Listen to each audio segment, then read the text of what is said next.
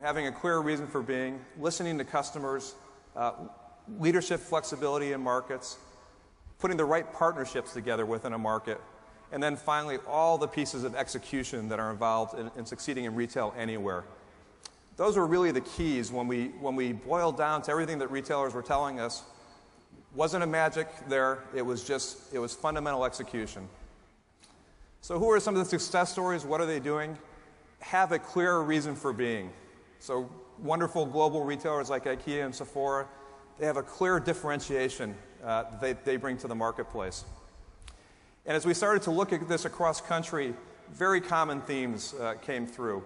The retailers who succeeded in expanding globally, they brought something new to the market.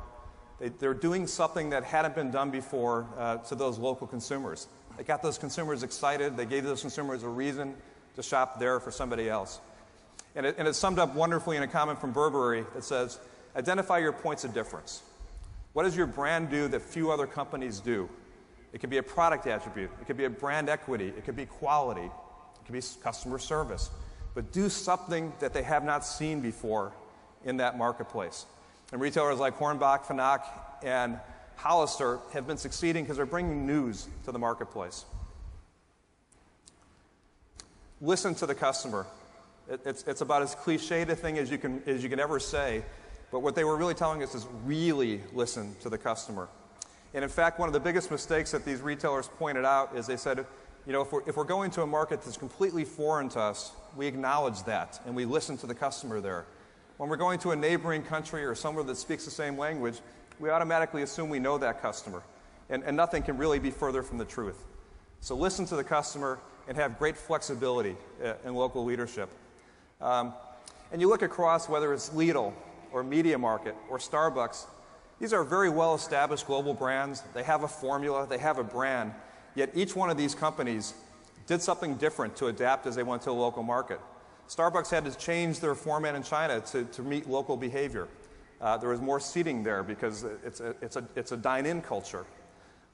Media Market brought a lot of local management autonomy into the Spanish markets. Lidl put more French brands on the shelf to ease the entry into that marketplace. And a summary from a Canadian shoe retailer, Aldo, success comes from understanding customers at the local level. We're looking for the local differences. And I think we'll hear that as we listen to our speakers later today. And the flip side, of course, of this is there's many ways to succeed and there's equally as many ways to fail. And we documented a lot of cases of failure, and they almost always had a lot of common themes. And those themes were around lack of attention to the local market, really not adapting the format fast enough to what was going on, not paying attention to it from a management standpoint, just assuming you could go on autopilot, bad real estate choices. But the litany of failures are almost always around some failure in execution or failure to listen to what those customers were telling us on a local basis.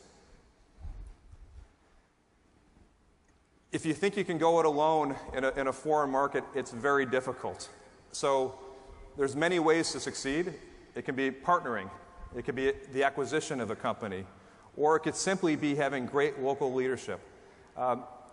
When Tesco went to South Korea, they did a partnership with Samsung. Samsung wasn't a retailer, but Samsung had brand credibility that they brought to the market. So when Tesco was coming there, the brand was accepted more readily by Korean consumers. Tesco came there around the same time that Carrefour came there. Carrefour is now gone. They came there at the same time that Walmart was there. Walmart's now gone. So they made the right partnership choices. Topshop is expanding in the U.S. through partnerships with Nordstrom. So making sure that you're either getting there through partnership, through localization, and most importantly and fundamentally, understanding the local people, the local staff, the local management that you need to have in place to succeed. Hunke Miller out of Holland says everything is about people. We can't have a great product without great people, and we understand that we have to get people from a variety of backgrounds as we begin to expand outside the country. And the failures, of course, come the same way. Best Buy coming into the UK came in with a large formats, frankly, too late for that marketplace. Carrefour has failed in alternate ways in countries, either building stores too big or standalone or simply missing the local nuance and local flavor. Execution, execute, execute, execute. Great real estate.